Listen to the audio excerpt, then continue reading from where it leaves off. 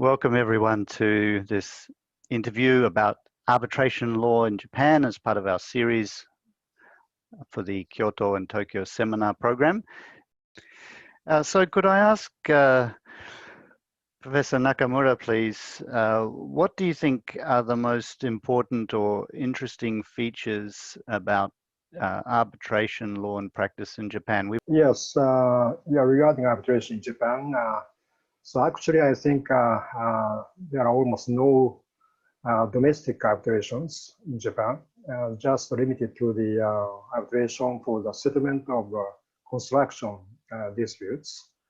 And so I think there are almost all arbitrations involving international elements, which means international arbitration. And also the recent development and progress about the Japanese international arbitration. As you may be aware of, Japanese government recently decided to promote international arbitration as one of the Japanese important policies. And therefore, in response to that policy, International Dispute Resolution Center was established a couple of years ago. And I think in 2018, it provided hearing facilities in Osaka with the use of the facilities owned by the Ministry of Justice. And in addition, with the financial support by the Japanese government, I think total amount for the next 5 years amounting to 780 million Japanese yen. This is a huge amount. And so this center, with this financial support, established a state-of-the-art hearing facility in Tokyo, Teramura, one of the central part of Tokyo, and which started providing services of hearing facilities. And due to the corona pandemic, I think no physical arbitration hearings are taking place, but I think they supply online hearings or virtual hearings, and with the collaboration with other international arbitration institutions in foreign countries. And also the law reform of Japanese arbitration law. As you know, like the Australia Arbitration Act, Japanese Arbitration Act was based upon the Amsterdam Model Law 1985. And as you know well, Amsterdam amended its model law in 2006, and which consists of the enforcement of the interim measures by arbitral tribunals, and also broadening the requirements of the arbitration agreement, which means the writing requirements. And now the Japanese government, in particular Ministry of Justice, has started to work on the amendment of the Japanese Arbitration Act in line with the amendment of the Amsterdam Model Law in 2006. And so I think those amendments will be implemented next year, hopefully. And in addition, foreign lawyers can represent international arbitration in Japan with enactment of the foreign lawyers law. And this year, foreign lawyers laws was amended, and to expand the scope of application, and by which foreign lawyers can represent international arbitration, even in the cases where the place of arbitration is outside of Japan. And also there are cases where all the parties have domestic offices in Japan, and that there are all the foreign subsidiary companies, and those expanded applications can enhance international arbitration. And before that, foreign lawyers could not represent their clients in international arbitrations if all the companies Japanese incorporated under the Japanese laws. I think there are noticeable improvements in the Japanese arbitration law, and I think with those implementations, Japanese arbitration in Japan will be enhanced for the next year, for the next futures. That's all. Professor Colombo, would you like to add to that? Because these initiatives obviously come against the backdrop of Japanese companies and other foreign companies not usually choosing Japan as the seat for their international arbitrations, although sometimes they do, and these Japanese firms are quite active in conducting arbitrations outside Japan. What's your perspective on these developments and any other interesting features you've noticed about international arbitration practice involving Japanese companies or Japan over the last few years? Professor Nakamura magistrally explained the changes in the legislation and the current initiatives. So I don't have much to add to this already very exhaustive description, but I would like to underline the importance of this change in the support and the environment around the international arbitration in Japan. For many years, Japan had been perceived as a difficult country for arbitration. My take, it was more a matter of perspective than reality, because Japan had for quite a few years a very educated international arbitration community and a very open attitude towards arbitration. But as Professor Nakamura pointed out, some legislative interventions were needed and they have been implemented. But most importantly, the government is showing the understanding of the importance of international arbitration and is pushing very hard to bring back Japan in the international scene of international commercial arbitration. Also, and this is a comparative law remark, in recent decades, we have seen what has been called an Americanization of international commercial arbitration, with arbitration absorbing many practices developed in the United States as they were the international standard. Japan is very interesting in this sense because the elite of the Japanese legal profession is often trained in the United States or in another common law jurisdiction, but the essence of Japanese law is still very continental in a way. So I think Japan is in a very interesting position to navigate this contrast and try to create a synthesis which could really represent a truly international arbitration, not too much influenced by American perspective or continental perspective, but really a blend and a truly international experience. I agree. It's interesting that, for example, the Japan Commercial Arbitration Association, which is a long-standing arbitral institution that Professor Nakamura used to help run on the arbitration side, they amended their rules recently. They now have 3 sets of rules, but one set of rules includes some innovations which clearly derive from the continental European tradition of civil procedure and arbitration, and the Prague rules that have been developed recently by experts more from that legal tradition.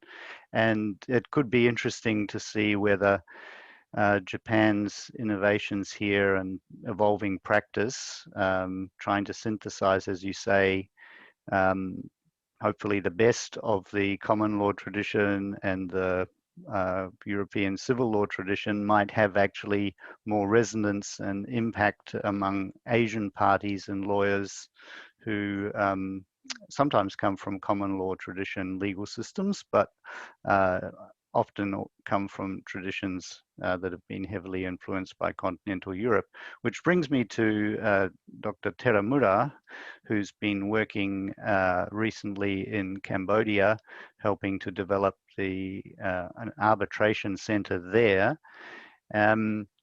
But let's focus initially, please, on your perspectives on the developments and interesting features about international, especially commercial arbitration in Japan or involving Japanese companies. Okay. Well, so this is my own perspective. So some people might against it. But what I found quite interesting is, Japanese international commercial arbitration, let's say industry, is quite similar in that of Australia. So in Japan, as Professor Nakamura said, the Japanese government is very active in promoting Japan as a seat of arbitration. So the Japanese government is trying to make the country as the next hub for international commercial arbitration. And as you know, the Australian government is doing the same. And Japan has very developed legal system and very educated legal professionals. And as Professor Colombo said, arbitration practitioners are very well trained. And Australia also has very sophisticated arbitration practitioner. However, both Japan and Australia have still, have not yet attracted sufficient number of international arbitration cases despite strong effort by their own governments. I think that is very interesting. And I'm not too sure why it is happening. But I suppose that the two things that differentiate Australia and Japan are first that Australia has been trying for longer with government support, for example, through law reform and some budget for improving facilities for hearings, particularly in Sydney, from particularly 2010, but hasn't yet seen much increase. There has been an increase in international arbitrations here, but of a very low base. And the second difference is that in Australia, we do have that common law tradition in the courts, but it also is reflected in domestic arbitration and even in international arbitration, which is quite procedure heavy and therefore can lead to formalization of the process and more costs and delays unless you have very robust arbitrators and lawyers, perhaps from different legal traditions, who try to keep the process moving along in a more efficient way. To conclude, I'll ask each of you to give us some perspective on how practice in Japan has evolved to cope with the pandemic, and in particular whether you think it's likely to continue into the future and actually give countries like Japan and even Australia, which is more geographically remote, more of a comparative advantage to become a popular venue for international arbitrations and more generally a credible regional hub for international dispute resolution services. So Professor Nakamura, please. Oh, yes. Yes, I think, as I mentioned at the beginning, I think now the arbitration is being conducted remotely with use of internet. And so due to the pandemic. And so I think for the time being, this style can be continued. But after the pandemic is ended, I think our practice will use remote hearings or online hearings, and because they are very convenient. And Professor Nottage mentioned that venue is used to be very important, but online arbitration venue is not so important. We can do that remotely, and we can save the cost for the traveling, for instance. So I think after the pandemic is ended, that the remote hearings can be proceeded not all, but for some parts of the arbitration proceedings. And so I think arbitration style will be a little bit changed even after the pandemic is finished. And lastly, I think, as I mentioned in the beginning, for the developments of international arbitration, in particular by the financial support of the Japanese government. So I think this is just first time forever in Japanese history. And so I'd like to see how the international arbitration in Japan is going on. And I think it's very important period for the next couple of years, whether Japan can become one of the international arbitration centers or not. So I think it's the most important, and combined with our corona pandemic, so Japanese arbitration that should struggle for the enhancement of international operations as much as possible. That's all. Thank you. And Professor Colombo. Yes, I agree with everything Professor Nakamura has said. Even though e-arbitration was pushed to this very rapid development by exceptional circumstances, and we all hope that those exceptional circumstances will be over quite soon, I think the use of technology in arbitration is here to stay. And I think there is a chance that could help countries which are geographically remote to play a stronger role in the international arbitration community. Now, there are a lot of concerns now about cybersecurity and the procedural issues. And of course, they are legitimate concerns. But my impression is that a good part of these concerns are actually slightly overblown by some part of the arbitral community somehow resisting change and not wanting to give up the fancy 1 week hearing in a nice hotel on the lakeside. So there are indeed concerns, but I think the period of history is adequate to deal with these technical and procedural issues. So let's make good use of what this crash course in use of technology in arbitration has taught us during these months and try to implement that for more efficient and more cost-wise arbitration proceedings. Thank you. And Dr. Teramura, you have the last word, if you'd like to add something. Well, my point is, of course, the use of modern technology could be useful for Japan and Australia to overcome geographical remoteness.